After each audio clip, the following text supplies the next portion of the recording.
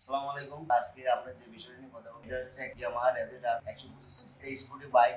আজকে যে বিষয়টা দেখাচ্ছি এটা হচ্ছে ফ্রম এটা টি বলা হয়। এটার মাধ্যমে সামনে চলন্ত দেওয়ার মাধ্যমে চাকাটা ফিটিং থাকে। এখন এটা মূলত খোলা হয়েছে। যে কারণে খোলা হয়েছে সেটা হচ্ছে দেখেন এটা কিন্তু অনেক ফাঁক দেখা যাচ্ছে আর এদিকে কিন্তু লাগানো। এটা যদি আমি সোজা করি তাহলে দেখা যাবে যে এটা পাকা। এই যে হ্যান্ডেলটা আছে এটা পাকা। পাকা হওয়ার কারণটা হচ্ছে এই গাড়িটা যে কোথাও ধাক্কা খাইছিল কারণে এই জিনিসটা পাকা হয়ে গেছে। এটা নরমালি রিপেয়ার করা যায়, যেমন ল্যাদ ওয়ার্কশপে এগুলো কাজ করা হয়, যেমন এখানে ওয়েল্ডিং আছে।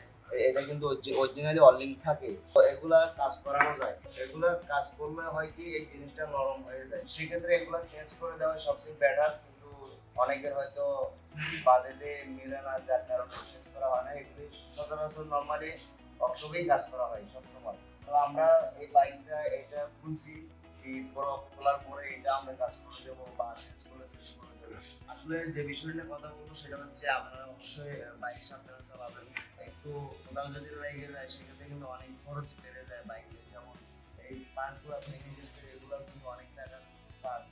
এখন এগুলা যেহেতু বাইকটা আপডেট মডেল, সেক্ষেত্রে পার্টসগুলা কালেকশন করাটাও একটু ডিফিকাল্ট হয়ে যায়। তো ধন্যবাদ সবাইকে।